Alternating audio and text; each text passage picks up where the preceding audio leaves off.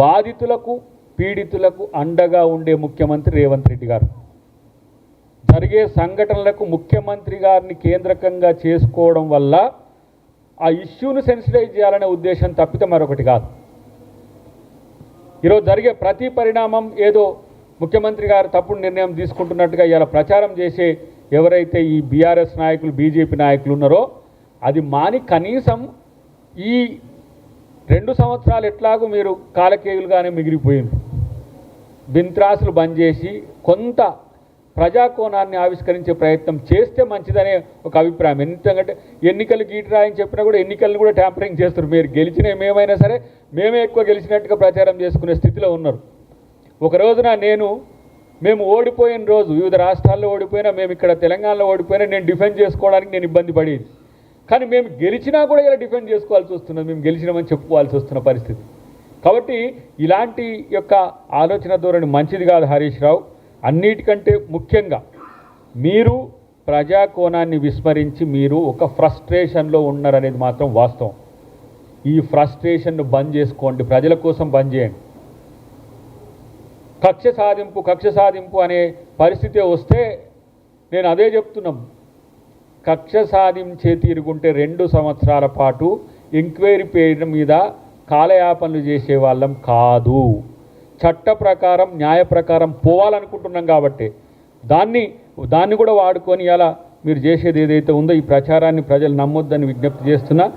ఇక హరీష్ రావు చాలా ఉన్నాయి ఆయన ముచ్చట, దీంట్లో మా వాళ్ళు రాసింది కానీ అంత సీన్ లేదు మనోనికి. ఇప్పుడు ఒక ఆలోచన ప్రకారం అయితే బాధితునిగానే ఉన్నాడు. ఇప్పటికీ జూనియర్ వచ్చి సీనియర్ అయ్యేసరికి ఆ ఫ్రస్ట్రేషన్లో ఉన్నాడు. నువ్వు ఎంత చేసినా ఇట్లాంటి అబద్ధాలు ఎన్ని ప్రచారాలు చేసినా డెఫినెట్గా నువ్వు కేటీఆర్ తర్వాతనే అవుతున్నావు అనే ఒక బాధ నీలో ఉన్నదనేది మాకు కూడా తెలుసు. ఎందుకంటే మా వాళ్ళ కాడికి వచ్చి చాలా సంతోషంగా ఉంటున్నావు. మొన్న నేను చూసినా కదా మా కోమటిరెడ్డి బ్రదర్స్ మా వాళ్ళ మ్యారేజ్కి వచ్చి నీ సంతోషాన్ని చూసి మేమే సంతోషపడ్డాం. ఎందుకంటే కాంగ్రెస్కి వస్తే కాంగ్రెస్ వాళ్ళని చూస్తే నీకు అంత సంబరం అనిపిస్తుందని మాకు అర్థమవుతుంది. కానీ ఈ నటన ఎందుకు మామ కోసమో బామ్మర్ది కోసమో లేదు, నేను సీరియస్గా కొట్లాడుతున్నాను అని చెప్పడానికి అబద్ధాలు చెప్పొద్దని చెప్పి. కాబట్టి ఇప్పుడు తిరుమల కూడా ఉంది. తిరుమలలో కూడా దీని ఎలకేషన్ శారదా పీఠానికి సంబంధించిన వాటి విషయంలో కూడా నోటీసులు జారీ చేసిండ్రట. కాబట్టి చారిటీ కొరకు లేకపోతే ఆధ్యాత్మిక ప్రచారం కోసం చేసే ప్రయత్నాలు ఏవైనా ఉంటే డెఫినెట్గా ప్రశాంతమైన వాతావరణంలో ప్రశాంతంగా ఉండేటట్టుగా ఈ ప్రభుత్వం కూడా చూస్తుంది. కాబట్టి తలకాయ నొప్పి పెంచుకోకుండా కామ్గా ఉంటే మంచిదని చెప్పి హరీష్ రావుకు ఒక హితవు చెప్తున్నా.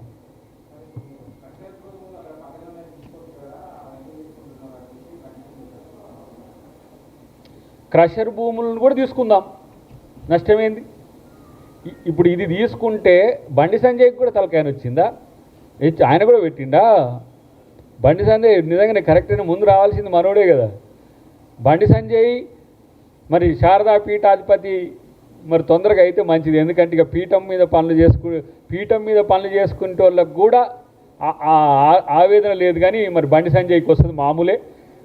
ఎలక్షన్లో అప్పుడు మంచిగా మనోడు చాలా మళ్ళీ పోయినట్టుంది. మొన్న ఈ మధ్యన యాడికి ఆడ భాగ్యలక్ష్మి టెంపుల్ కాడికి మళ్ళీ పోయినట్టుంది. మళ్ళా తొడగొడతాడు, మళ్ళా వస్తాడు. అది కామనే. ఎందుకంటే ఇక ఆయనకు ఇది ఒక అలవాటు కాదు, ఇది ఒక వ్యాపకం కూడా. కాబట్టి బండి సంజయ్ పట్ల మనం పెద్దగా ఇది మాట్లాడకపోతే మనము ఆశ్చర్యపోవాలి. ఏదైనా సరే ఆయన ఈ అనేసరికే మనోడే ఏమంటారు గొంతు దించుకోనో లేకపోతే తొడగొట్టి ఊరుకొచ్చేటోడు ఆయనే. కానీ మంచిగా ఆధ్యాత్మిక పీఠాలకు కూడా ఎక్కడ మంచి ప్రశాంతమైన వాతావరణంలో ముఖ్యమంత్రి గారు ప్రత్యామ్నాయ ఏర్పాట్లు చూస్తారు. మీరు బాధపడకండి. ఎందుకంటే మీరు అక్కడ బాధపడితే సమస్య మీకు ఏదో ఆర్థిక సమస్య కూడా మీకు వస్తున్నట్టుగా భావించాల్సి వస్తుందని మిత్రునికి నేను తెలియజేస్తున్నాను.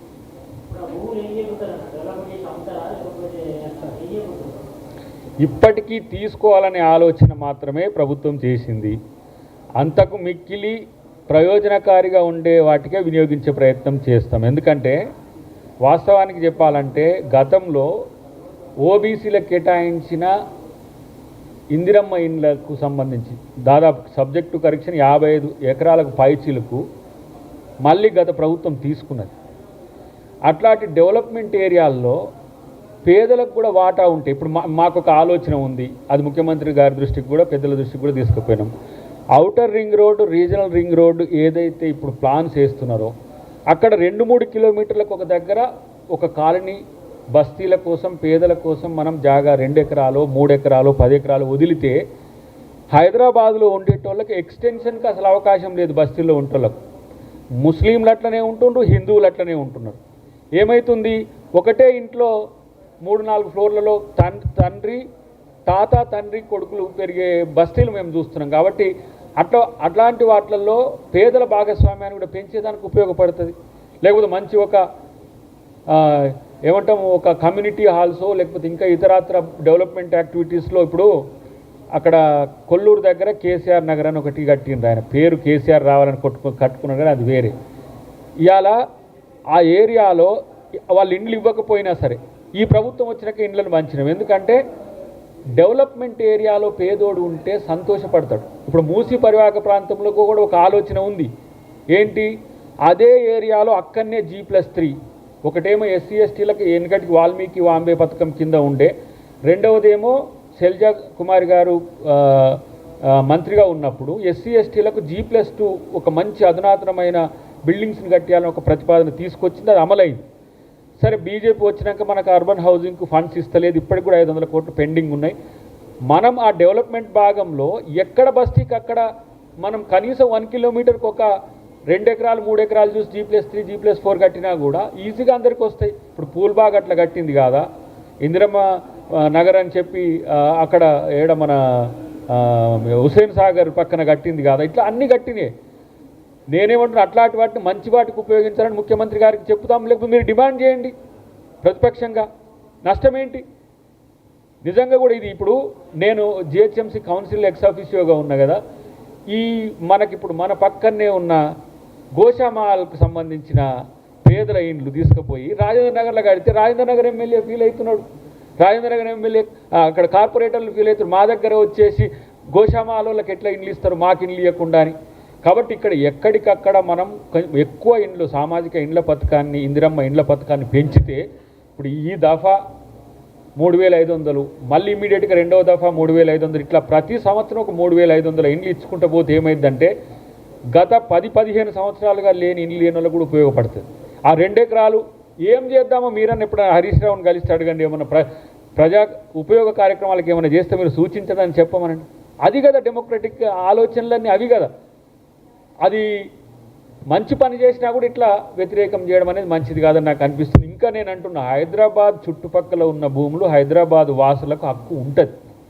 కనీసము హిందువుల శ్మశాన వాటికలు లేని పరిస్థితి. ఎందుకంటే నేను బ్యాగరీ సంఘానికి సంబంధించి నేను ఆ సోదరులు నా దగ్గరికి వచ్చినప్పుడు చూసిన, నేను అంతా మనం ఎలక్ట్రిఫై చేసేసిన అయిన తర్వాత చాలామందికి అది చేయడం ఇష్టం లేదు. క్రిమేషన్ అనేది హిందూ సాంప్రదాయాల ప్రకారం చేసుకోవాలనే ఒక ఆలోచన ఉంది. ఎక్కడో ఒక దగ్గర మనం నగరం అభివృద్ధి చెందుతున్నా కూడా క్యూర్ ఏరియాలో భూమి దొరకడం అనేది ఇక గగనతలమైంది. మొన్న హిల్ట్ పాలసీ చేస్తే దాని మీద కూడా ఒక పెద్ద పంచాయతీ పెట్టింది. మీరు చేసేదేమో దొంగతనంగా దోచుకుంటే మేమేమో మళ్ళీ రీయూజ్ కొరకు చేస్తుంటే దానికి నచ్చట్లే వాళ్ళకి. కాబట్టే ఇలా ప్రభుత్వం కానీ ముఖ్యమంత్రి గారు కానీ ఎవరికి కూడా నష్టం జరిగే విధంగా చేయలేదు. అట్లా శారదా పీఠం వాళ్ళకు కూడా ఎలాంటి బాధ లేదు. కానీ హరీష్ రావు కడుపుల నొప్పి, మా బండి సంజయ్ కడుపుల నొప్పి అవుతుంటే కొంచెం మాకు కూడా ఇబ్బంది అనిపిస్తుంది. ఎందుకంటే లేని దగ్గర ఎందుకు రాజేయడం అనే విషయాన్ని ఆలోచిస్తే మంచిదని నేను తెలియజేస్తాను.